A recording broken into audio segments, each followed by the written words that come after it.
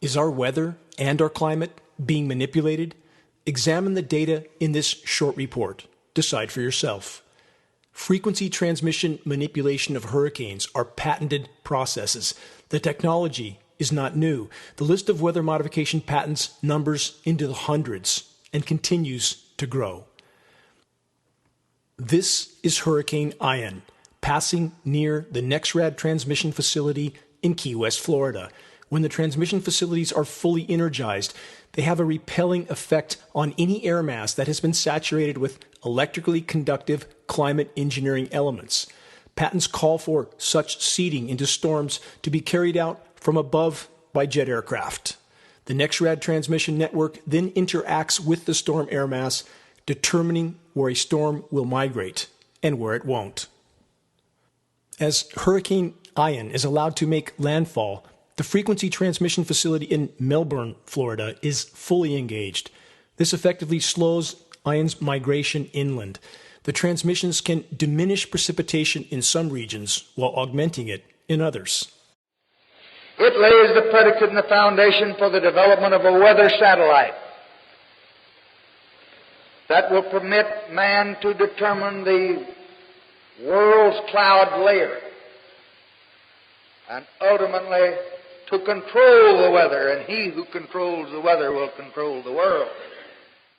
Weather modification, climate engineering patent holders like Raytheon and Lockheed Martin do all the weather modeling for the nation's weather forecasting personnel, the National Weather Service and the National Oceanic and Atmospheric Administration. Both agencies have an illegal federal gag order on their personnel. The scheduled weather forecasting scripts are then passed all the way down to the local meteorologist level. The official narrative must be controlled. All must follow the same script.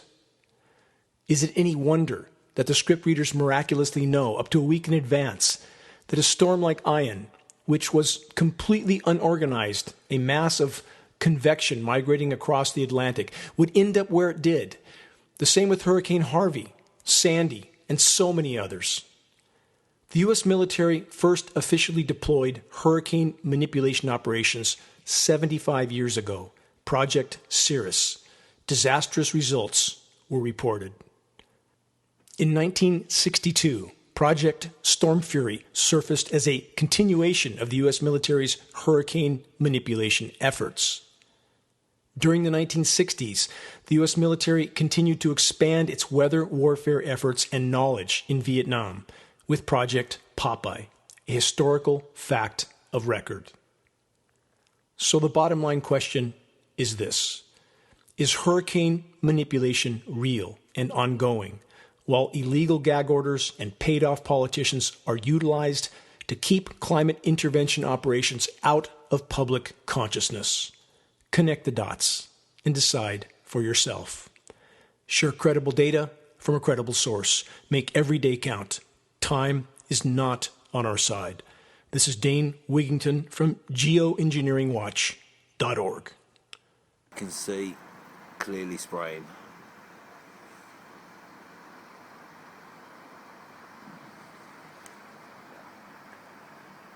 How can anyone look at these skies and think they are normal? These are normal clouds. Come on, guys. This is going on right now.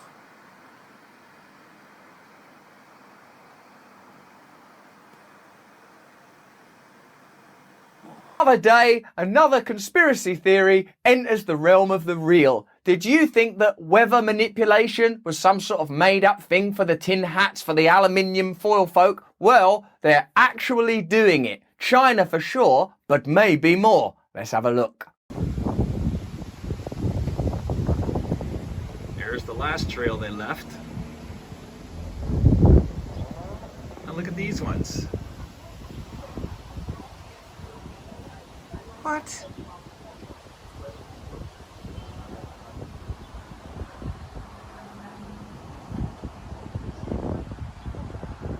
It's going to be an interesting sunset. Our formerly blue skies have been completely transformed into what can only be described as an unnatural and alarming mosaic of man-made cloud cover. Why do so few look up? The distraction and appeal of the latest car or the newest electronic devices have kept so many from even taking notice of the skies above. Most in modern societies seem to have forgotten that we are completely dependent on nature for our very survival. Why can't our families and friends seem to see what's going on over our heads on such a constant basis? Why do so few seem to care that our once brilliant blue skies are now no more? What could be a greater purpose than to do everything in our power to preserve the natural world on which our children's future completely depends? Make your voice heard in this critical battle to sound the alarm. This is Dane Wigington with geoengineeringwatch.org.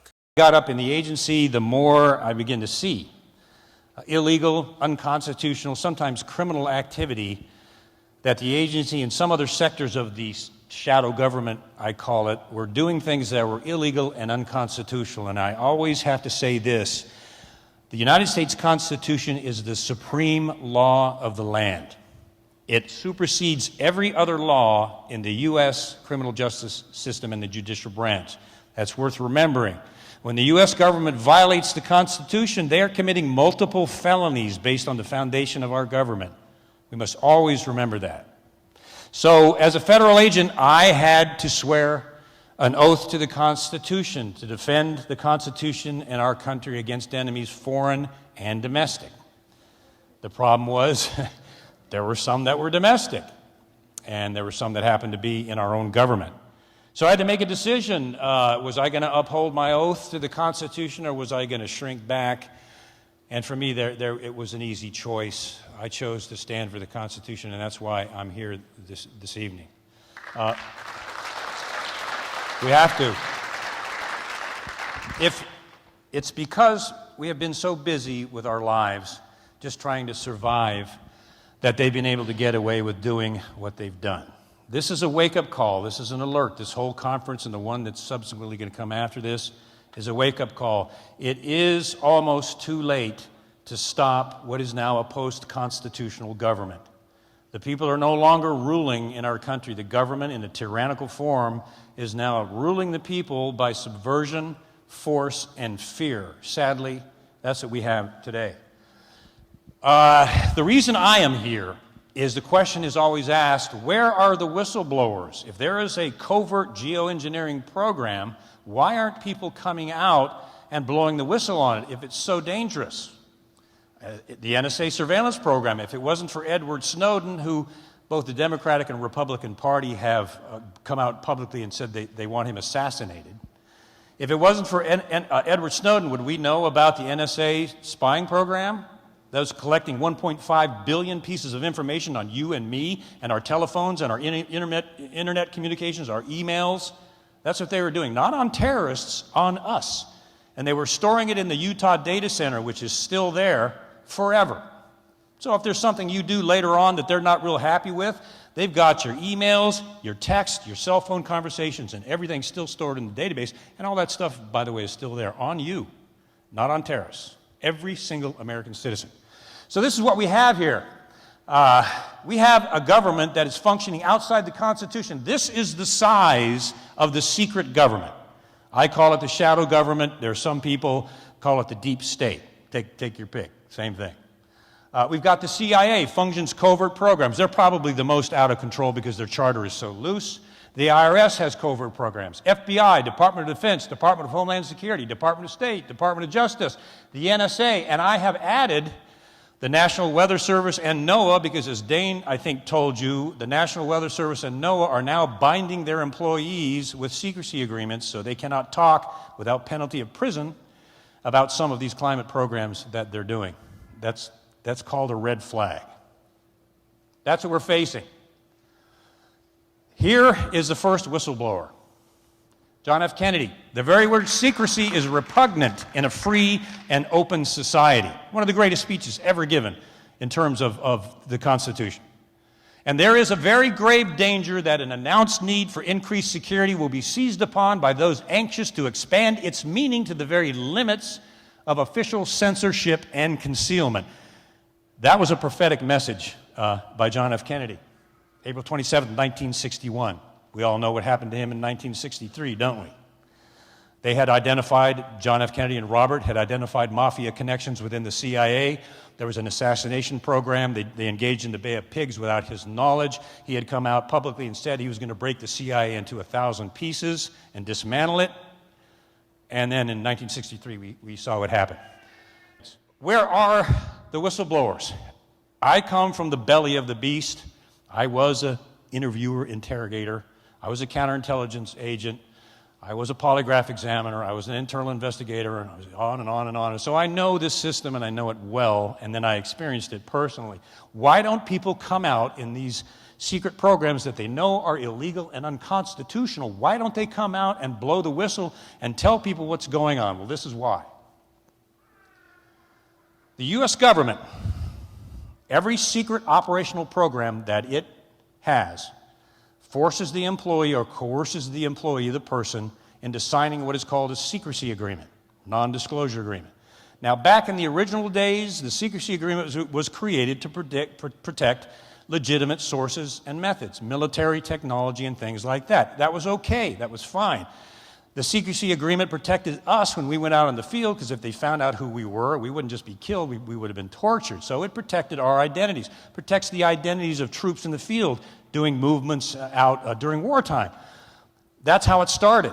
But it's been taken and it's been turned into a monster where the secrecy agreement is now being used as the ultimate tool of intimidation. Every employee that gets a job and obtains knowledge of these covert programs, the Air Force geoengineering program, in my opinion, has to sign this agreement. What the agreement says is, if you disclose anything that you know about this program, you can be terminated or you can force criminal penalties. In other words, you can be put in prison. Good friend, we hope will be speaking at our next event, was put in prison by the CIA for 2 years. That he exposed the torture program, which was a lot more than waterboarding, folks. As a matter of fact, they got almost nothing out of waterboarding. People died. It was bad. Anyway, he came out publicly talked about the torture program, made one mistake, one wrong word. They convicted him, John Kirikow, and they put him in prison for 2 years. Modern-day hero. Just got out. So served 2 years for coming out and trying to alert people about what was going on. I was talking to somebody in the back. I have to watch every single word I say because they are just waiting for one thing. And so it's a constant screen. You don't want to give them any ammunition to put in their gun. So there's binding power, penalties, and threats for the secrecy agreement. That stops 99% of the people right there. Oh man, I'm not going there. I'll just look the other way. I don't want to go to jail. I don't want to lose my job. I don't want my life destroyed. Now, there is a massive, mammoth, complex, secret mechanism in the U.S. government. It's called the intelligence community. It is so powerful that not even the Congress or the Senate can control it. Matter of fact, it controls them. It does whatever it wants. They have these Senate investigations, and they'll come and they say, sorry, Senator, we can't tell you what we're doing because you don't have the agency clearance. And that's where it's shut down. Benghazi is an example. The NSA surveillance program is an example. Where did those go? Nowhere. And I sit on the Citizens Commission of Benghazi, and that...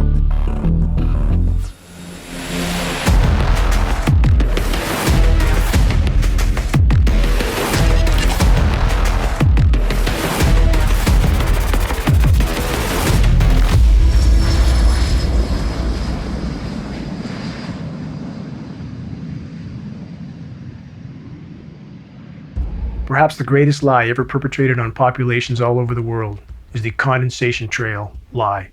What we're seeing in our skies is not condensation. It's sprayed particulate dispersions with very few exceptions. They shouldn't be there. Jet engines burn clean. So if there's anything coming out of them, it's an additive. They're absolutely not contrails. Contrails do not linger, dissipate, and go into cloud coverage, period, in the report. And I kept saying to people, what is this? Because now the sky is no longer blue, it's starting to turn gray. And what I found was kind of like it was not socially acceptable. We're all going to pretend this is not really happening. And I thought, oh, this is very bad. Most are unfamiliar with a science term called global dimming. That term refers to the amount of direct sunlight that no longer reaches the surface of the planet due to light scattering particles that are building up in the atmosphere. And although many of these particles are from industrialized pollution, the larger majority are from the ongoing climate engineering solar radiation management operations.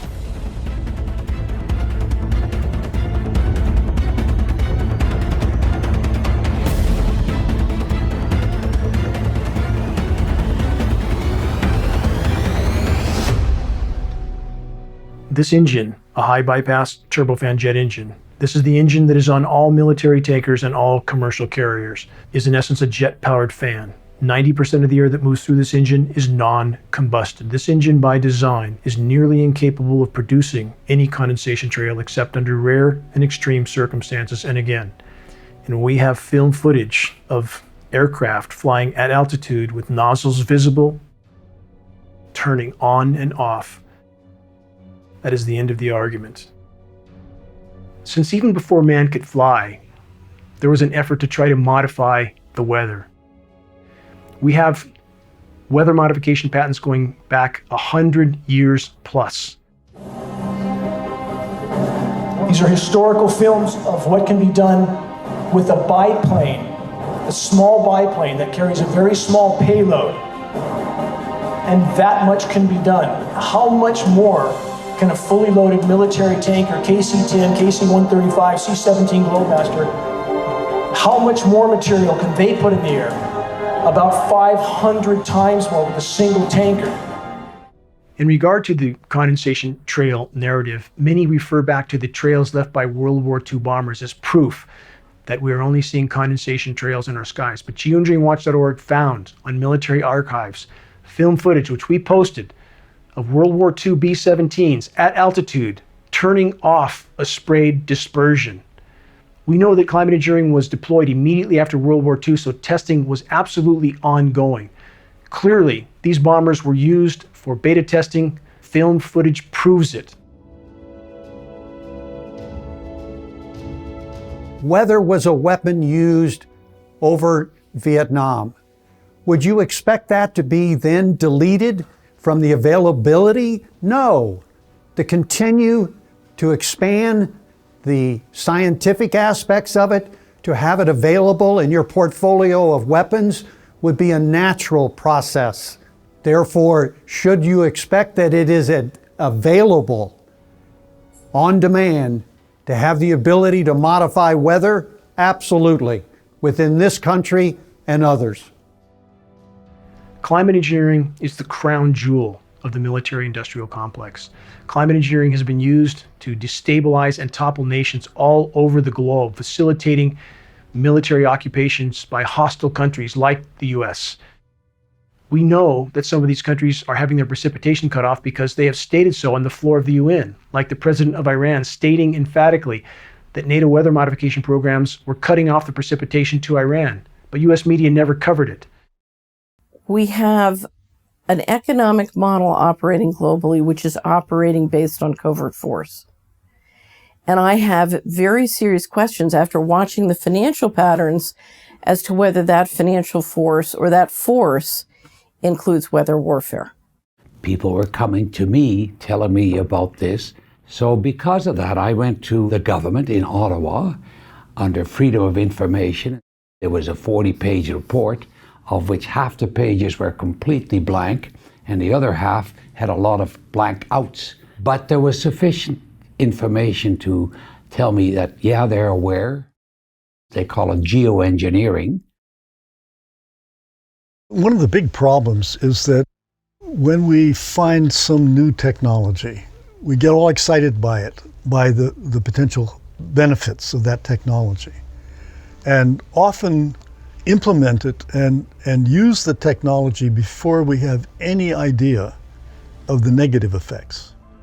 Shouldn't it be considered that every breath we take is laden with highly toxic particles that are wreaking havoc in our own bodies? Particles that aren't being reported by any air quality testing systems. Any official air quality testing are looking for PM10 or PM2.5, 2.5 microns at best. The climate engineering nanoparticulates are exponentially smaller. They go virtually unreported. These nanomaterials generate reactive oxygen species in biological materials, damage tissue, lead to advanced aging, cause cancer, causative agents of dementia. So, yeah, we might think that we're doing something positive for humanity to save our species, but we're also poisoning ourselves. Eventually, with the team that we formed at geoengineeringwatch.org, we were able to acquire a NOAA flying lab. We were able to test at altitude to confirm the elements that were showing up at the surface. Our intention was to do a point-to-point sampling mission. We could see these obvious patterns that were being laid out in the sky. We were really thankful for the opportunity to be able to get up to altitude. And on the return mission, we noticed that that cloud layer had descended. And we sampled below the cloud layer, we sampled through that confluent layer and above it. We found exactly the same elements listed in climate engineering patents, the same elements we found on countless surface tests of precipitation from all over the globe.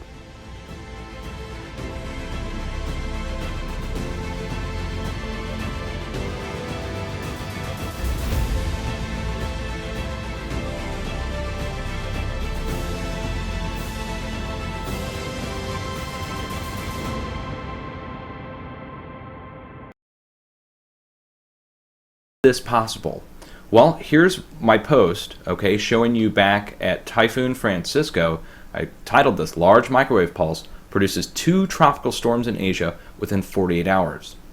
And we'll watch this here.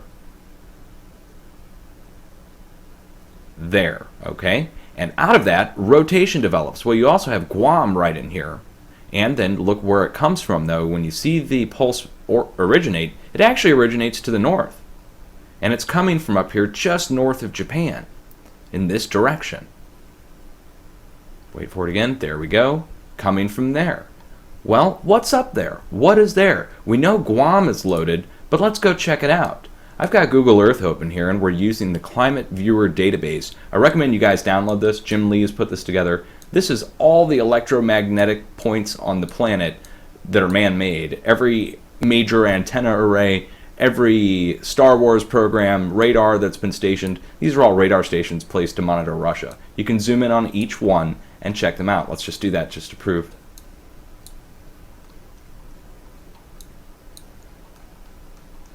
There we go. And he's got the designation, even the frequency information. You can click on these and you can see what they're operating at, their coordinates, how they operate, and what they're doing. Now, of course, this is the US.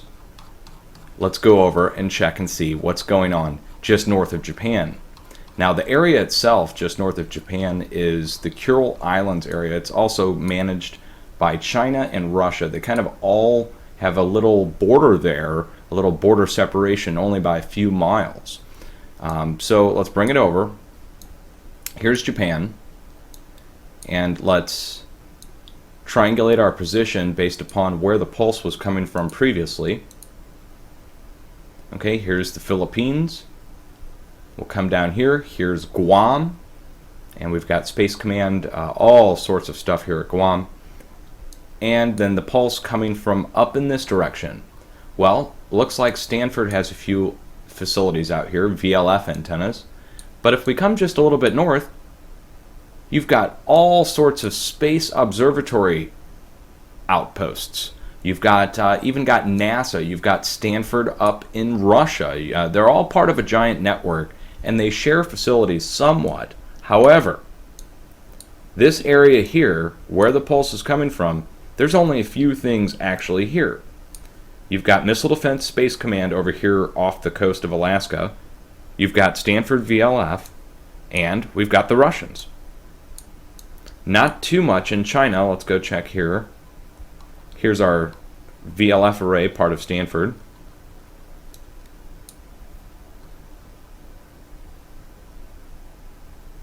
Alpha Station C.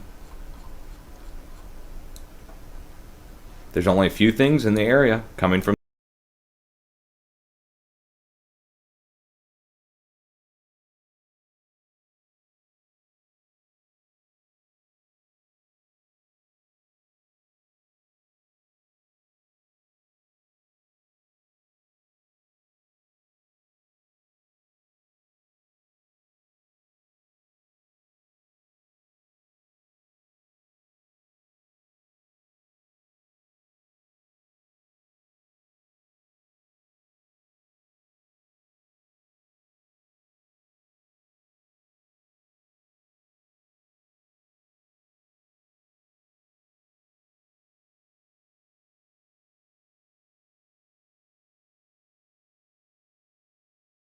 2022. Take a look at our sky today. It's about 1:45 in the afternoon in Los Angeles, and seeing some really creepy stuff here. And I notice a lot of people are not wearing the muzzle anymore, and they're all kind of happy about it. But there's some that will never take it off, okay? But the ones that are walking around smiling like, oh good, we don't have to wear it, it's over. Just take a look upward. Nothing's over. Look at your sky. You need a hazmat suit. You don't need one of their little jockstrap masks. This is ridiculous, guys. Nothing to celebrate here. Look at this right over my head. What the hell's going on here? Just look at this. You know, I'm trying to make the videos fun, even though I hate doing them, because what I'm seeing through the camera is horrible. But if you don't laugh, you'll end up crying. So please pay attention to what's going on. If you guys are not aware of what's going on in the sky, take a look up and then look up geoengineering. Okay? There's nothing to celebrate here, guys. It's getting worse. Take care. Hello my friends, it's the 4th of October 2016, Mr. Max Bliss in the southwest of France. And you know, pilots get illnesses from flying called aerotoxic syndrome. Now I found documentation to prove that aluminium nanoparticles are added into jet fuels.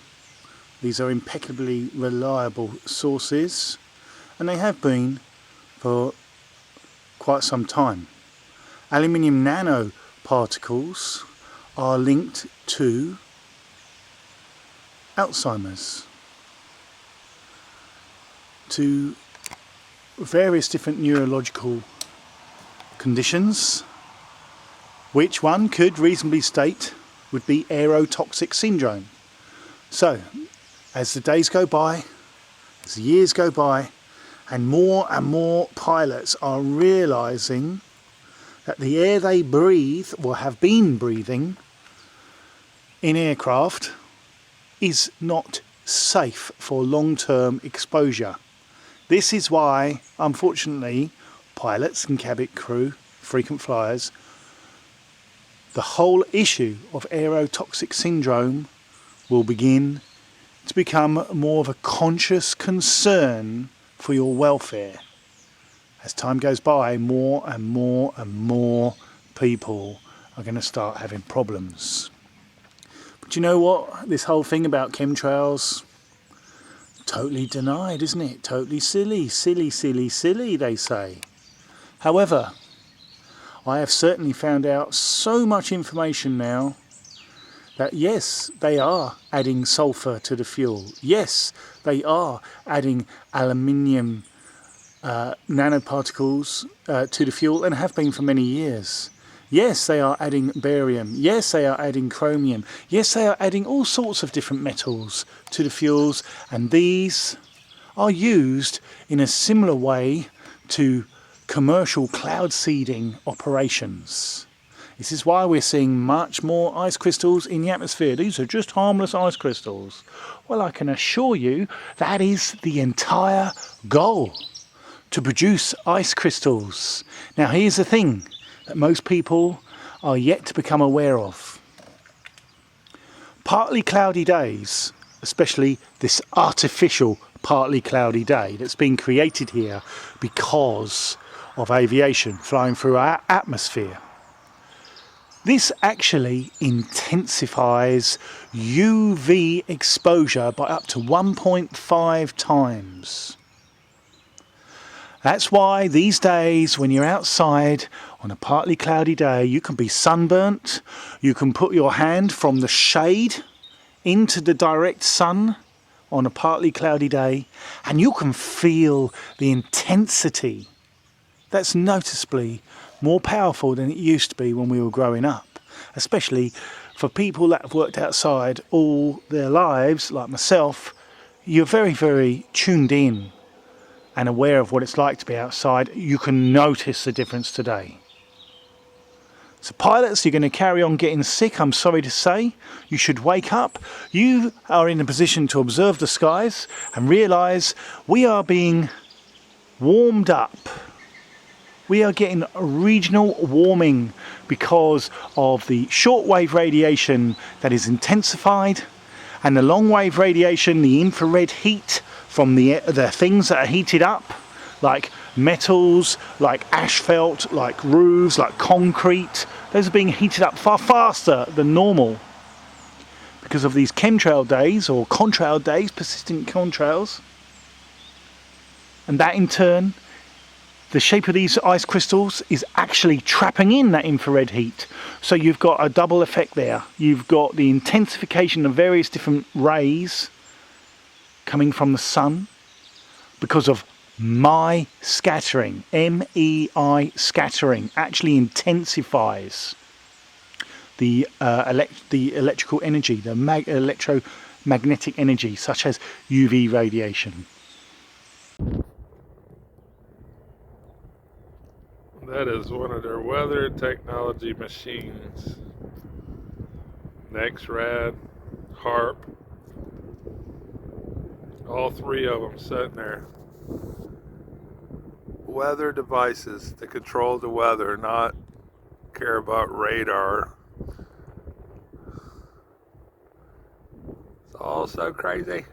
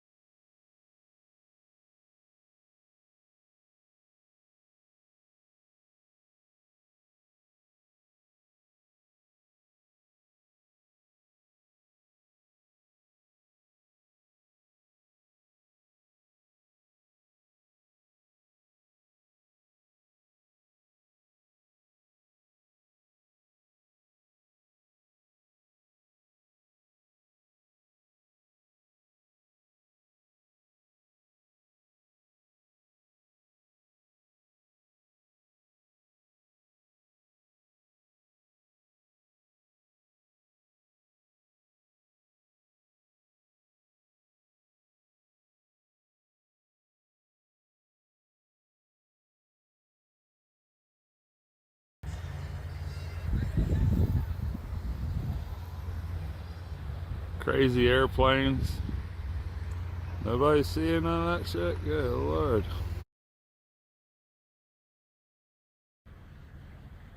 There's no way people don't realize that these trails are not normal. They have put out the sun with their trails.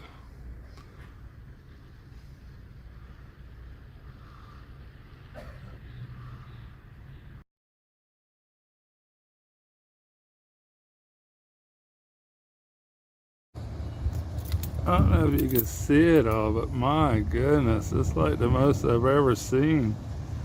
They're getting ready for the big storm. It is incredible. Absolutely amazing how many jet trails there are in the sky. Incredible, guys. I don't think they're manipulating the weather, think again. Absolutely manipulating the weather. Truly incredible. Truly incredible.